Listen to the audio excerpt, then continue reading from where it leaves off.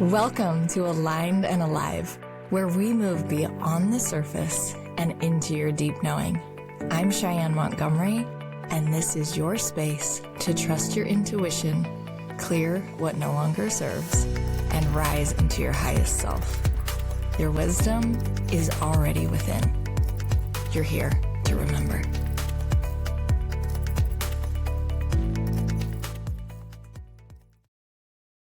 Welcome to another episode of Aligned and Alive. Today, I have a special guest here, Jessie Williams, a massage therapist, but so much more. She is a life learner and seeker and is really fascinated with the body and what the body holds. Right, Jess? Yeah. And mostly the connections that we make, with our body, the experiences and how they show up later. So today's conversation is going to be a lot about the body and how we can start to use the body as more of our guide instead of kind of the ally instead of the enemy. Love it. Yes. Yeah. I know. So good. I mean, I think that this is the case for a lot of people, but especially for women. Because our gift as women is we are connected to the divine. We are very intuitive, but I think one of our biggest challenges is coming into the body. Well, yes, absolutely, into our own body. We definitely can reach out and find ways to serve and meet the needs of everybody else's physical body. But I think it's like being in our own body and recognizing what we're feeling and how we're experiencing the life that we're in. Yes. And so, yeah, absolutely agree with that. But I think that it's such an interesting conundrum that we have as women to step into our own space. Yeah. When we don't own that, and when we've been kept from it, and there's a lot just in culture. There's so much shame around women and their bodies. Absolutely. Right? Yeah. Yeah. And so there's so much that that's just fed to us, like drip by drip or little by little, that keeps us in a place of shame around our bodies. Yes, but I feel like women are breaking loose from that. And I love that. I have the blessing and the privilege of working on so many different women from all different walks of life. Yeah. And what I'm finding is the ones who find their way to my table are ready to let go of old patterns. They're ready to let go of generational teachings. They're ready to embrace who they are. Yes. And find out what's underneath all of the masks. And be able to find themselves. Yes. And to release that obstacle that's holding them back. They want to be more for themselves as well, to show up for themselves. So would you be willing to talk about what those obstacles are? Like what you see as a body worker, what are the obstacles that we might be fighting against or up against that a lot of us aren't even aware of? Mm-hmm. Yes. So some of the obstacles, I think it's really fascinating. What I'm finding as I work with women, a lot of it is first making time for yourself. Like that is such one of my favorite clients this year right now is a young woman. She's maybe 20. She just got married. She's like living her best life right now. And she's so cute, but she made a bingo card that has self-care items on it as part of her bingo for 2026. And I think that's such a gift to give herself, but she's making it not like a privilege or a reward. It's just part of her every 3-month routine. She wants to make that so important to herself, and realizing that she has the value to allow herself that gift has been so beautiful. Her recent comment was, "Can I do 90? Do you think I could do a 90 session?" And I was like, "If you want, yes, I'm happy to make space for that." Oh my goodness. Just opening up to, I think, allowing ourselves the privilege of taking care of ourselves is one of the biggest obstacles that we face as women. Yes. I can actually see so much wisdom in her doing that now, because as a newly married woman, with a father wound. I will be so convenient. I won't need anything. I won't ask of anything. And I will just give, and I will take care of everything and everyone. But the problem is no one won when I did that, because it was empty. I was so empty. Yeah. I was not warm. I was not playful. I was not in my feminine energy. I was just like an empty, I don't know, like a wilted flower. And no one wins. And so it ends up leading to rift later, to the chasms that sometimes take us farther and farther away from each other. And where do we even pick that up? Because I think that there's like this idea that if I receive, I won't give. But women are multipliers naturally. Our bodies are created to give. Yes. Yes. And to give. Like we literally, like our breasts, and we are meant to give. We are also meant to receive. Before we physically we receive as well. And so that, I think also that vulnerability sometimes prevents us from leaning into our own, that tender and feminine and soft in a world that, bless our moms' hearts for going out and fighting for women's rights. I'm so grateful for some of that. But at the same time, there's a piece of me that now sees where having made that a part of our life has led to us as young women forgetting our femininity, forgetting that we don't have to keep all the balls in the air, that we don't have to hold the weight of the world on our shoulders. And that's what I love about my table, and like the opportunities that we have to like have sessions with energy workers and massage therapists and people who do body work or breath work or somatic work, is taking the weight off and allowing yourself to embrace that feminine, receptive part of ourselves that we forget so often. Yeah. So, and it does feel a little bit vulnerable to be able to receive, because it's like, if you see all of me, will you still love me? Right? Yeah. And can I trust you with all of my softest, most beautiful parts? Yep. Can I trust you to care for what I... But there's something that happens when we start to open ourselves up to that, to being willing to receive the support, the gifts of another person. Is the way that we do something is the way that we do everything. And so once we start to find and build that trust, we can start to build trust with other people. Well, and I think first you have to trust yourself, right? Like you have to love and trust and honor yourself and recognize your gifts and talents. And recognize that you have value even if you don't bring anything to the table. I think society has taught us that we have to be doers and we have to like bring something. Moving into this area has been the funniest thing. I moved from Nashville and loved my experience there. I was there for 21 years. So it was amazing. But coming into the area, I thought it was so fascinating. Every time we'd invite somebody over, they would bring a gift of some sort. And we didn't do that. Like we just showed up and we brought ourselves. We were the gift. And I remember thinking, I told my husband, I said, I feel like maybe we should start to plan to bring something. And he goes, we've never done that before. We don't have to fall into those expectations, cultures. And I was like, you're right, we don't. And so we just receive with gratitude what people choose to bring, but we're still just bringing ourselves.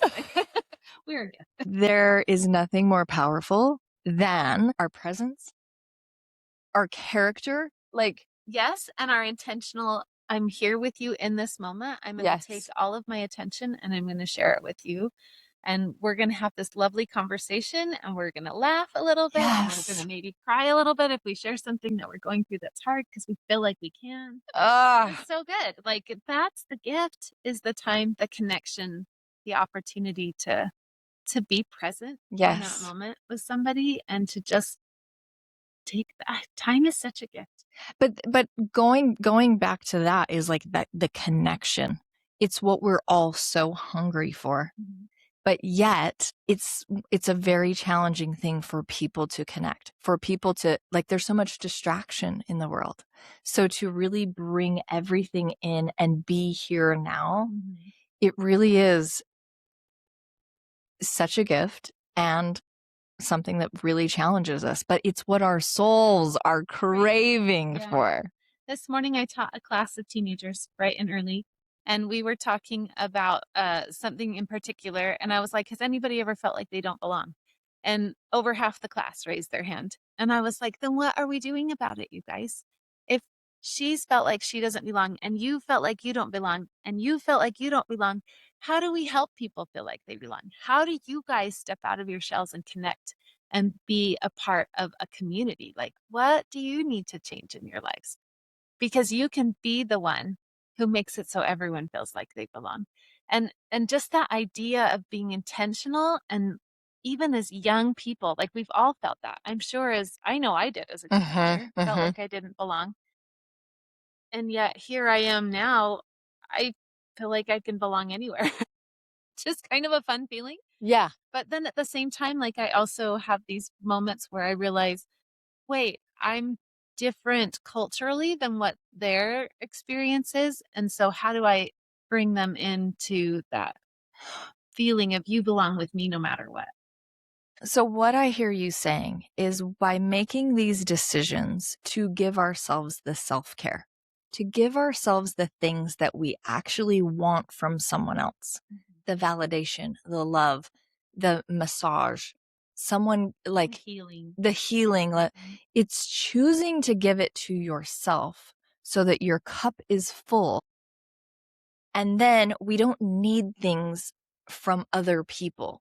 Yeah. We don't need it. We don't need someone else to accept us because We already are accepting ourselves. we accept ourselves. So then anything, any connection or anything on top of that is just the bonus. Well, it's just beauty. It's just added. Good. Yes.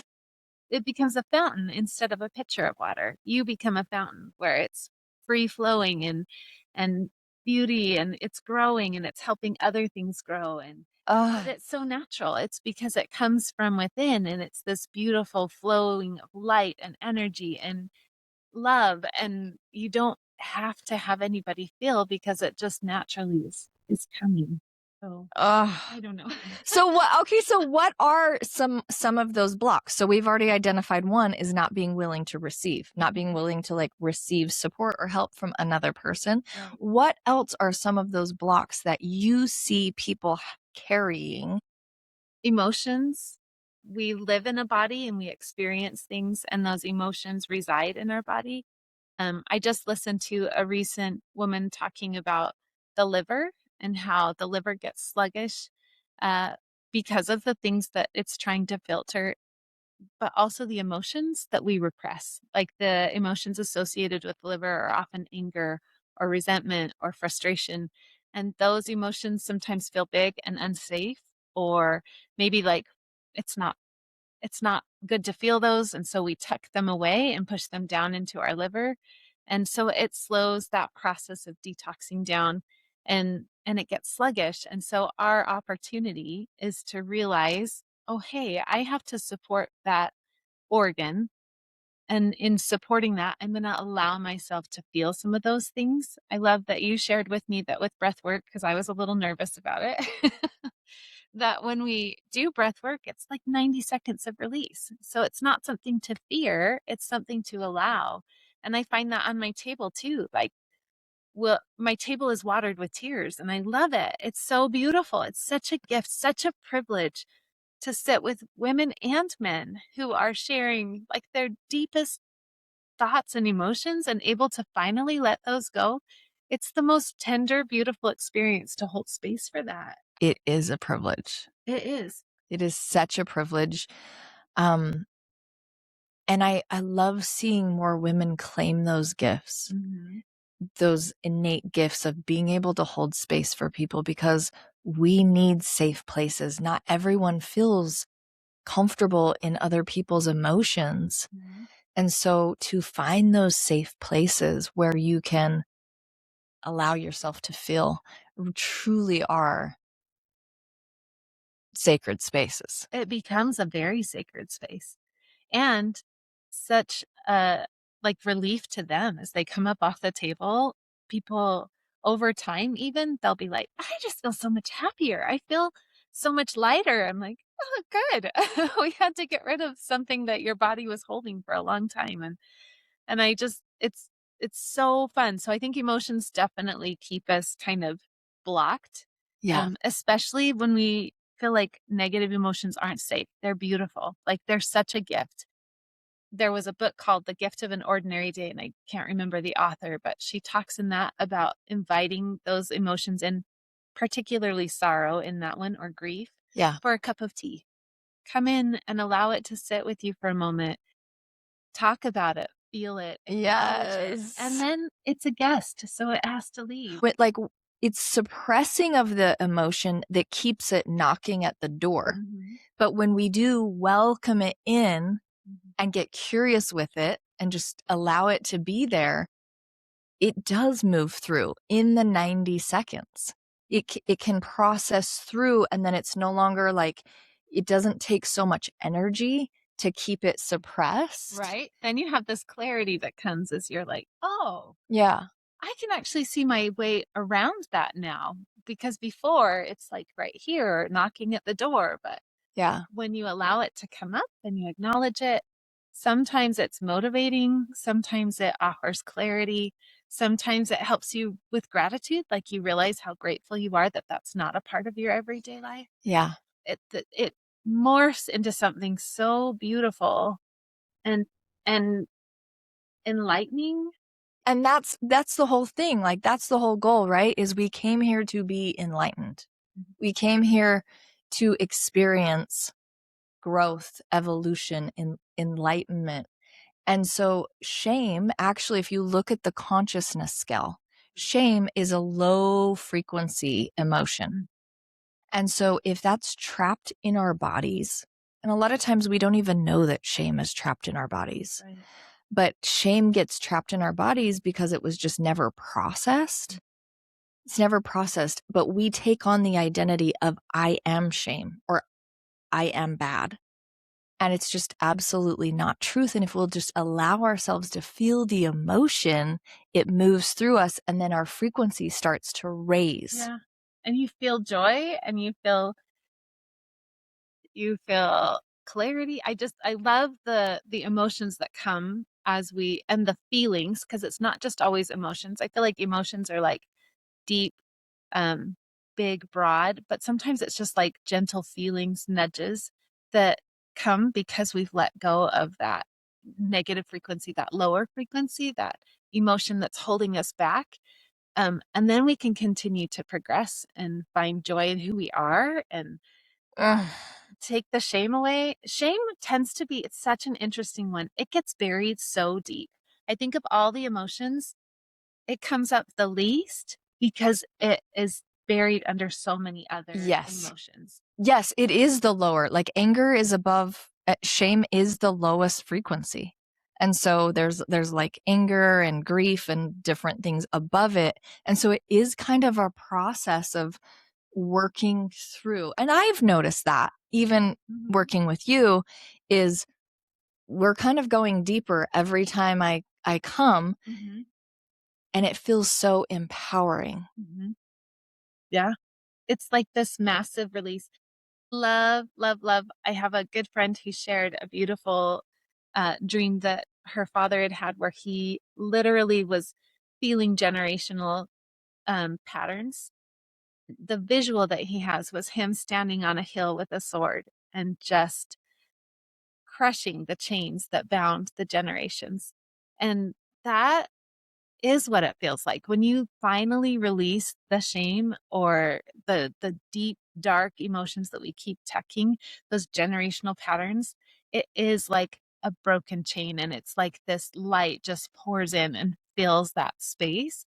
And also like compassion for yourself, love for the people who have had those patterns for years. Yes. And it heals families, it heals hearts. It is beautiful. So could you explain how we have that connection to generational? For example, one of the patterns that I've had to work through a lot is feeling like the martyr, and that goes down my mom's line. Like that goes way far back into my mom's pattern in line, and understanding that and recognizing that everyone is contributing as much as I am, and that that is a belief system that was kind of planted down the generations has helped me to recognize it when it starts to come up and say, okay, I'm feeling like I call it martyr syndrome. I'm feeling a princess fit coming on and I'm feeling frustrated.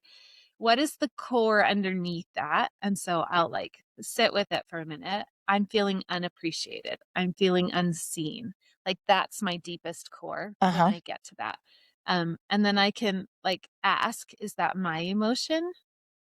Is it my mom's emotion? Is it my grandma's emotion? Like, how far back is that going? And then I will often like just be able to, for me, I say it with a prayer. Like, I'll ask for help letting go of that and healing that line so that that does not affect my future, doesn't affect us sideways. I want it to like release in all directions in our family line. Does that happen because of our literal DNA? Um, I I don't know the answer to that. I think that there's an emotional DNA that we carry. I do think that I mean, we have DNA literally from our Right, grandmothers, right. right? And Yeah. probably our great grandmothers. I don't know Mm-hmm. how far that DNA line goes. So, yes and no. Because it feels kind of, I mean, that could feel very overwhelming. It could feel really big. Think that it's also like, how much are we going to claim of that? And how much are we going to uh, allow that we are all still individuals on our own journey and that we don't have to carry what is the past, right? There are things that we've been taught, that generationally have been taught, Mm-hmm. that generationally have been experienced, and we have an opportunity as maybe being a chain breaker to break those chains.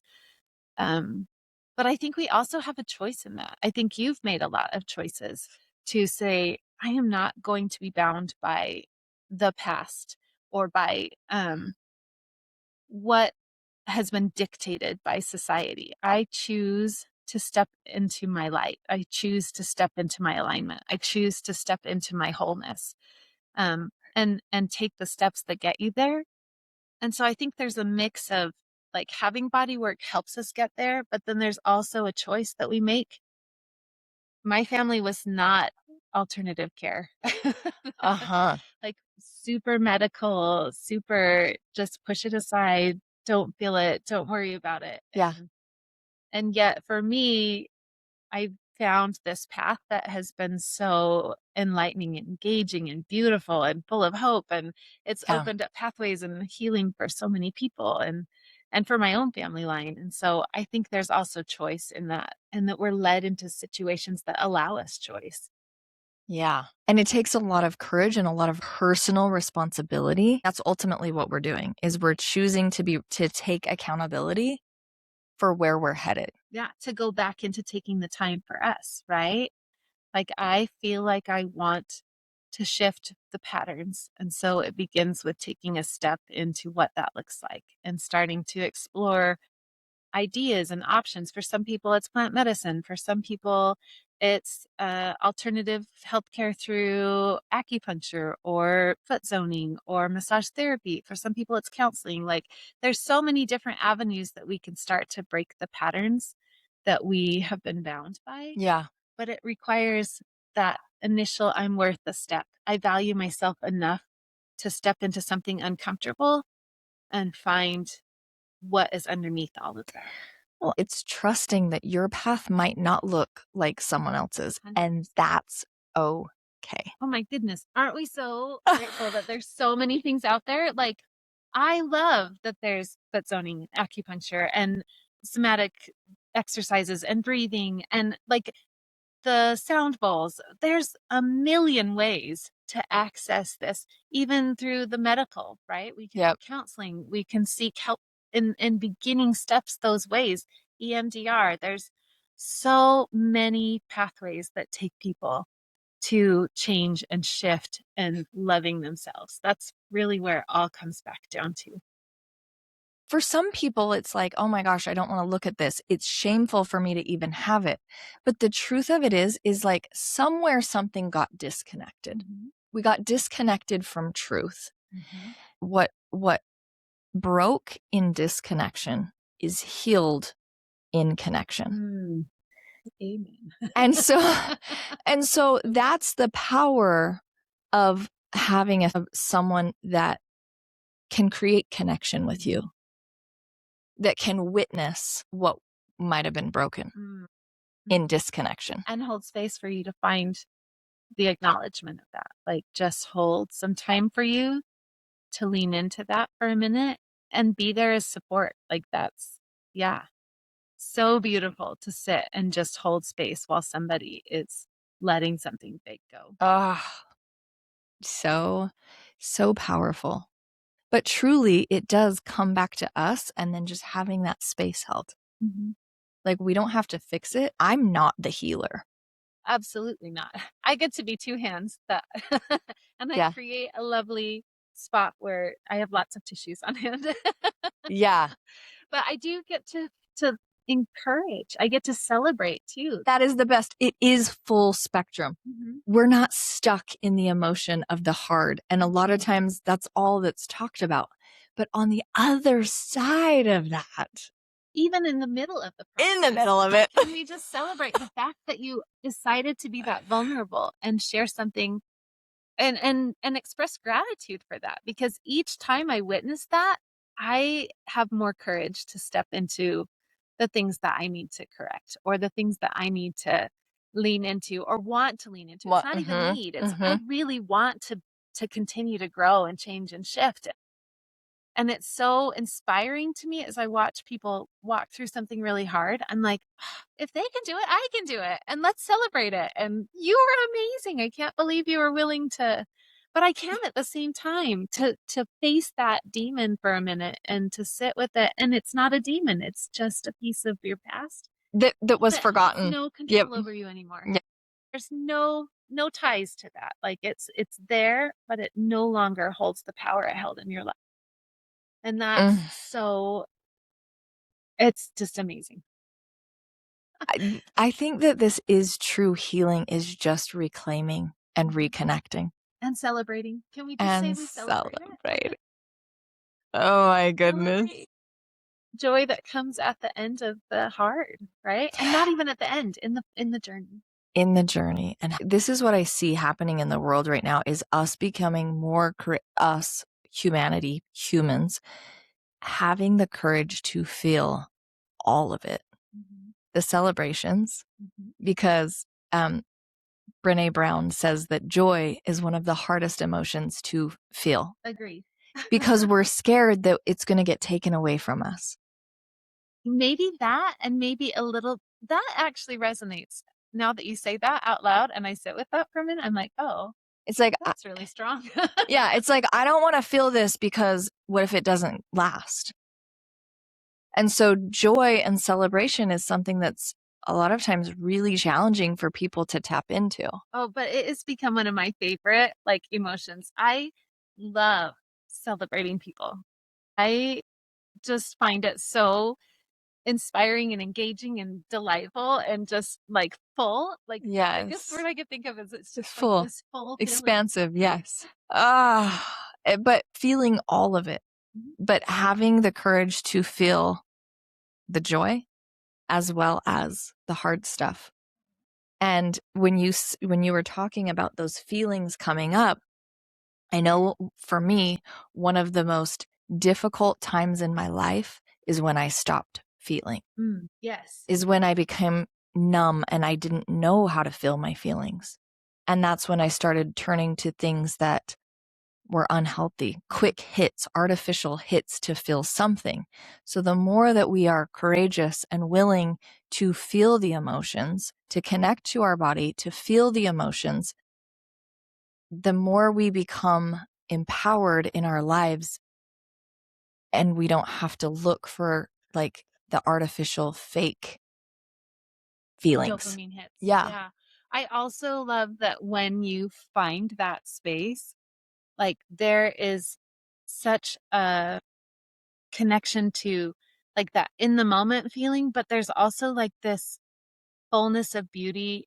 Like, you can look at a landscape as you're driving an hour, hour and a half, or 5 minutes. And you're like, oh, I see so much that is beautiful, because you're not thinking about the next time you're going to see your phone, or is anybody going to text me, or what's my next job? Like, you're just driving and you're embracing what's beautiful around you, whether that's the people that you're with, whether that's the view that you're looking at. It just becomes so much simpler.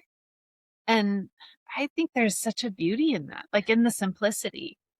I love that you tied that together. I've never really thought about that, but you're exactly right. It's like, it's feeling all of it.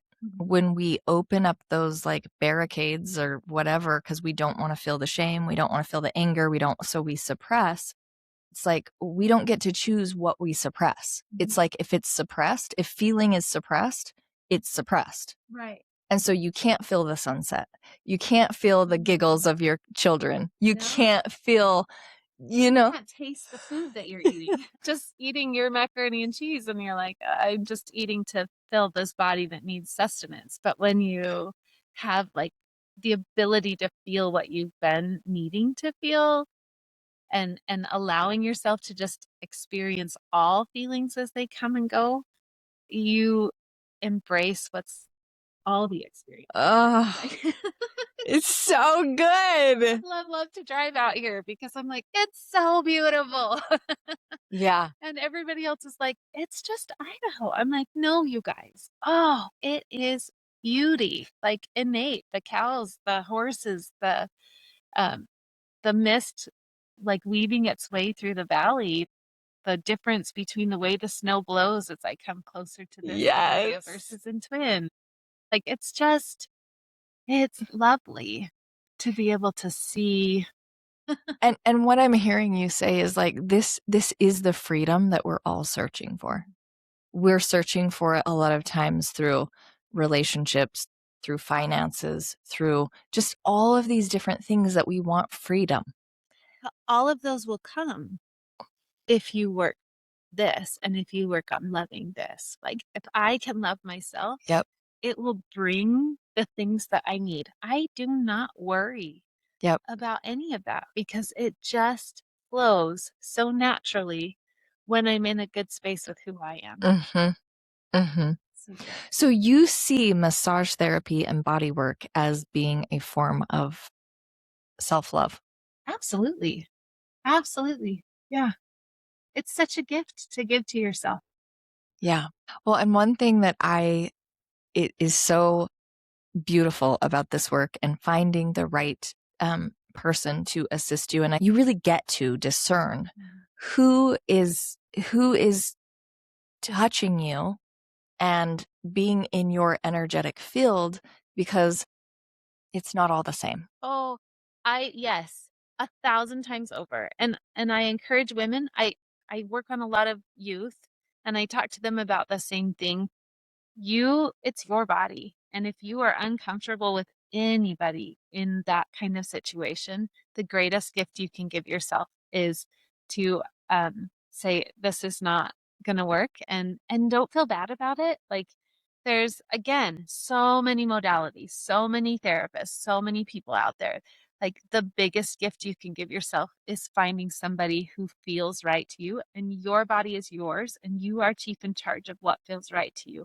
If something doesn't feel right, it's okay to say, actually, I'm uncomfortable in this situation, and I would like to end this session, and go on and invite them to leave the room so that you can change and go home. Like, those are okay things. I am empowering you right now to say, I want to do what's best for my body, and I'm not going to feel bad about it. And so, like, that is such a key thing. As we're talking about energy, we're talking about emotions, we're talking about, a lot of times it might not be something that someone like does, like the way that they do the massage, but it might be the energy that they hold. It's not anchored in light.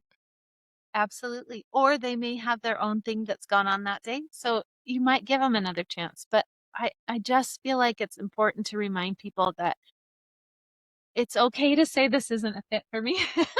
Yeah, because ultimately what you want to do is you want it to be a filling experience, an expansive experience, and you can do more harm if you're not trusting that, and honoring that, like the feeling of who is the right fit for you. Right. And again, it comes down to that self-love. Like, am I taking care of myself, or am I taking care of this person that I don't know yet, and making sure that they're okay when I don't feel okay? Such a powerful point. So it's in that moment remembering that you hold the power to say, this is right for me, or this is not right for me.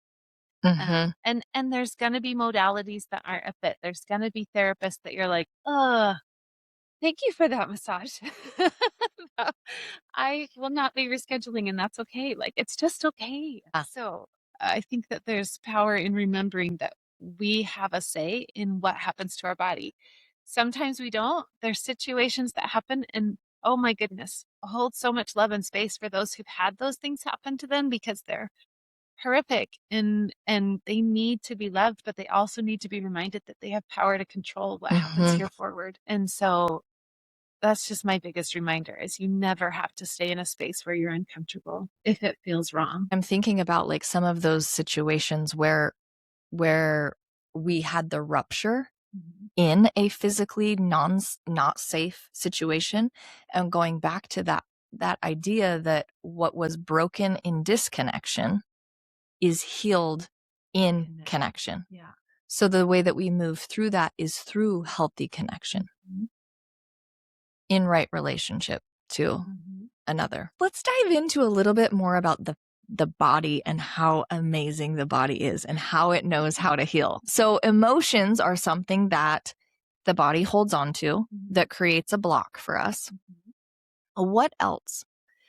Even physical injury hold us back. So a lot of what I do deals with releasing like physical injury, old injuries, old habitual patterns, like repetitive movements, right? So if somebody's worked in a factory and they've done this for so long, that might put an impingement on the right shoulder that would then maybe translate into something else. But when we release the body, then we allow it to like move through life better. And then you can also experience more joy. If we're in pain, physical pain, it's really hard to feel happy. Yeah. If we're in emotional pain. This I find very fascinating, because I've been working on something like that I'm aware of in my awareness, and then I will have an appointment with Jessie. And it's so crazy because I won't even tell her what I'm dealing with. And she can find it in my physical body and help me move it through the physical body. So Jessie, I'm so fascinated with this idea of our physical body being our temple, being the ally.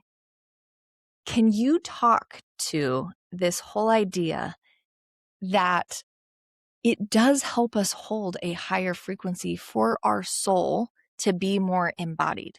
Oh, absolutely. Again, like, okay, so say you're in chronic pain, right? That chronic pain is going to lead you to feel uncomfortable in your physical body.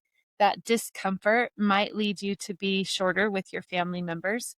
So we're lowering frequency, right? We're into those lower frequency emotions. We're cranky, we're maybe more reactionary. And then that is in turn spiraling into feeling unconnected, which then spirals into feeling like nobody cares about us.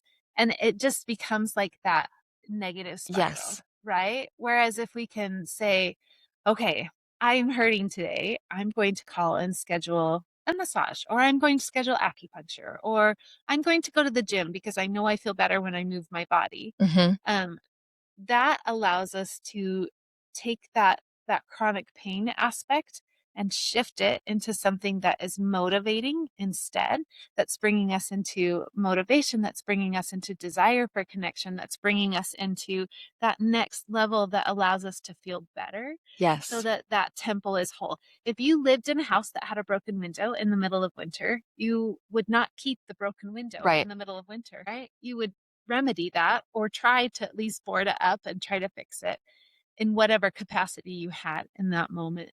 You wouldn't let the cold wind just keep coming in. And we have to like see ourselves, our bodies, the same way we would the area that we live in, the space that we live in. We do every day. We cannot leave this body. Yeah. Yeah. And the more connection we have to the body, the more conversation we have. And that's what I work with people in breath work. But it's like bringing awareness to the body. Like, what actually lives here? Oh, my heart feels heavy today. What is that about? Where did I live? And then going upstream so that we can start to become really empowered, right? Going upstream so that we're not reactive, we become proactive. I think it's so much about living in the body you're in. Oh, I spent my whole life. Well, and I think that there's this other part that we get to understand, that there's different systems that we have. Because there was a time in my life, and I don't know if you can relate to this, there was a time in my life I was just my physical body. And all of my focus was on how I looked.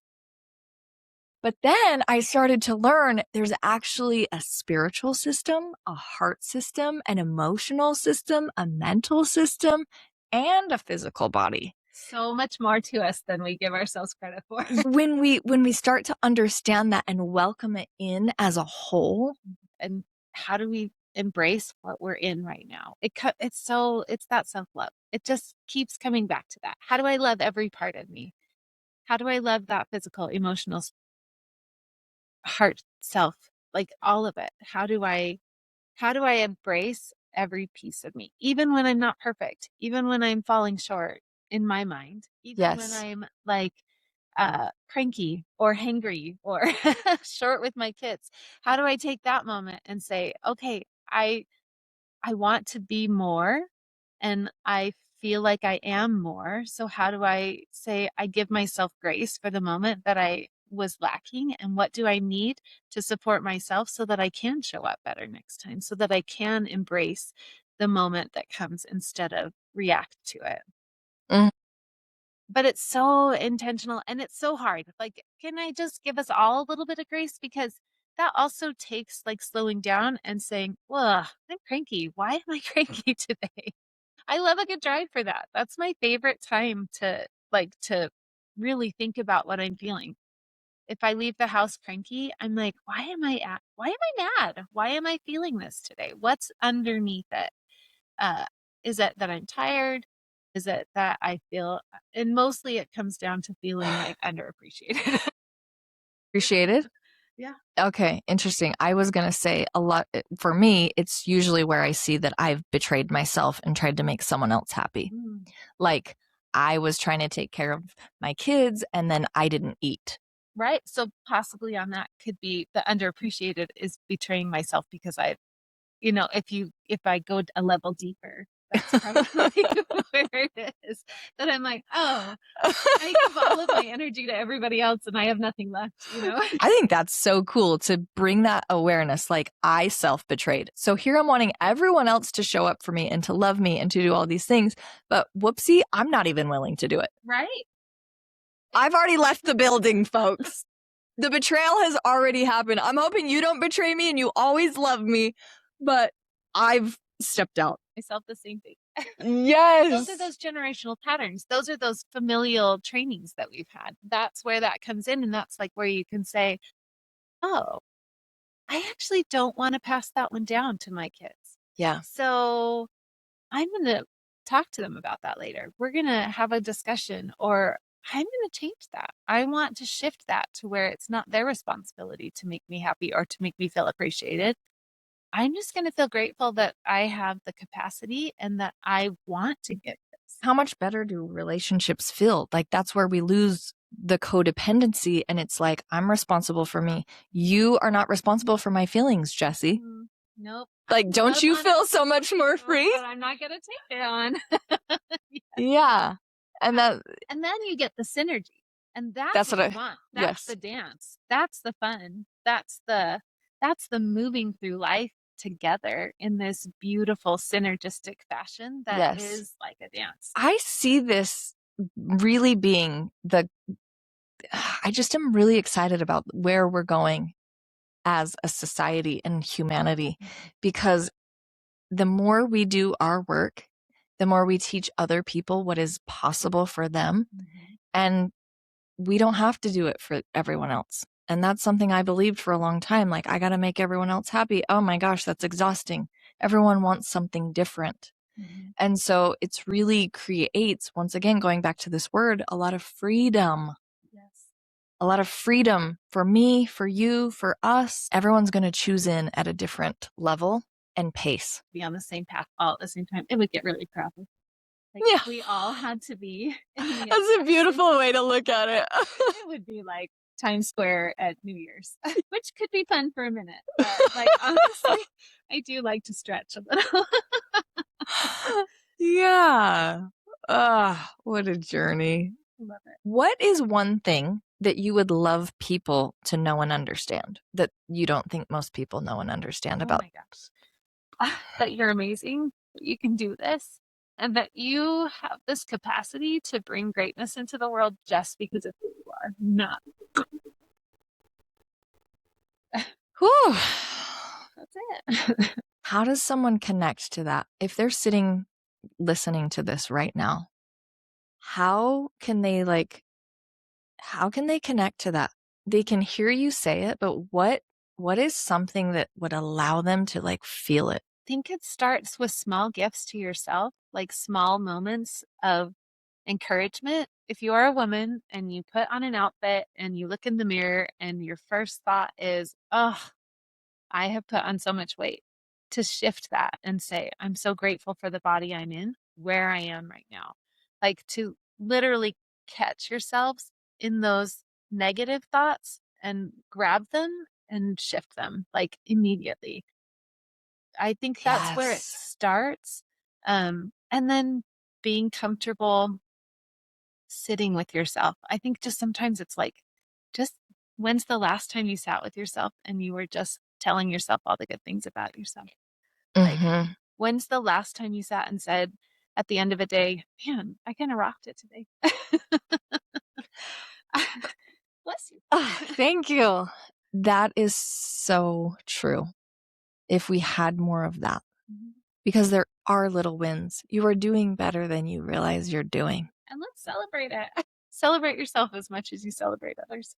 Yeah. When we can tap into our breath and tap into our senses, what do I see right now? What do I smell? What do I hear? What do I taste? What do I feel? When we can tap into those senses, we can become present. Our mind becomes quiet and we start to tune into the senses. That's where we can anchor into truth and into that knowing of, I am enough. I am loved, and I've got some worth, And I love myself. and I love I myself. see me, not Mm-hmm. just everybody else. Yep. But it's taking that transition out of the head and the busyness and the noisiness of the mind that says, I'm not good enough. I'm comparing, condemning, I'm criticizing other people. It's like when you can really like dive in, drop into the body and into the senses, that's where you can find that clarity, that connection, the connection to self and to the divine. Yeah. And so there's just a little tidbit for you to always have in your back pocket in those hard moments.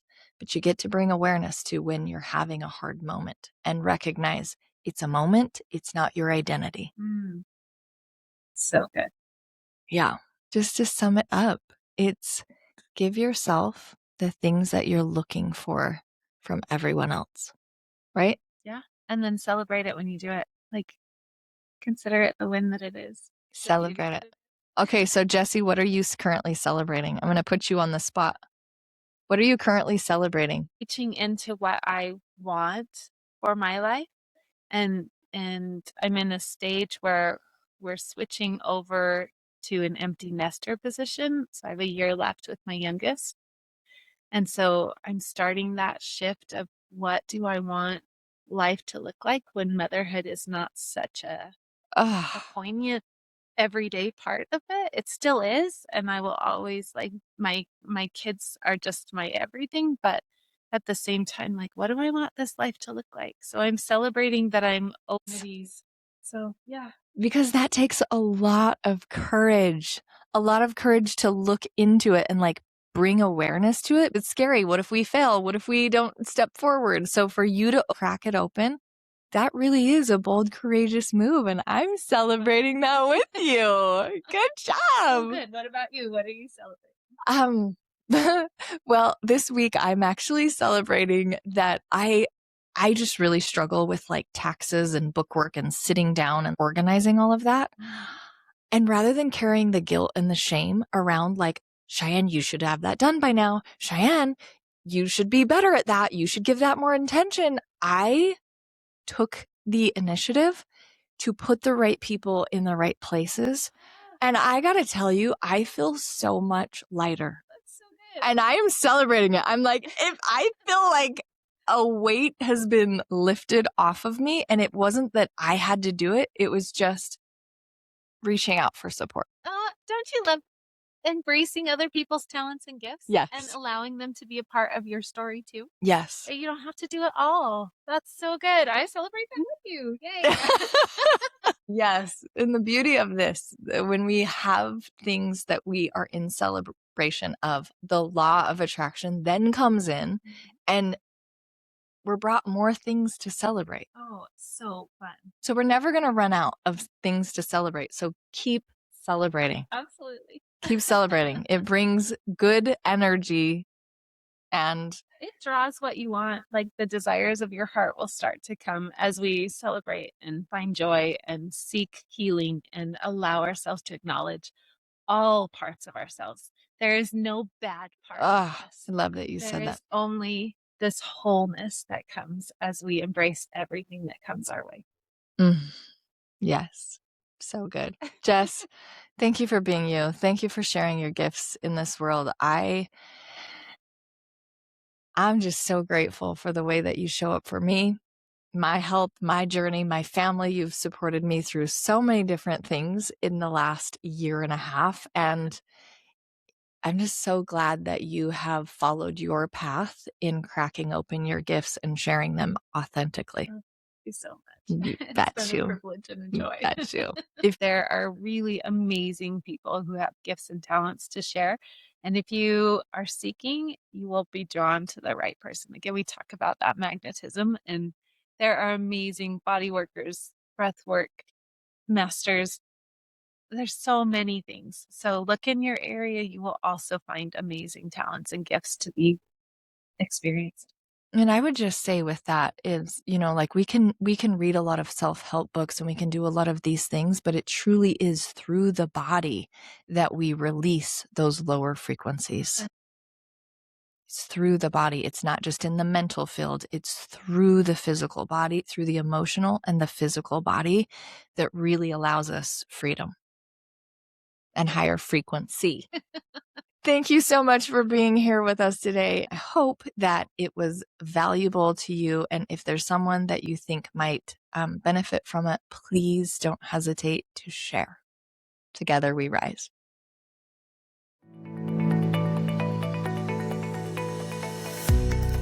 Trust your knowing. Take bold, courageous moves. Honor your energy and rise into who you're meant to be. Feel free to carry this alignment into every step, breath, and conversation. If today resonated, send it to a friend, because together we rise.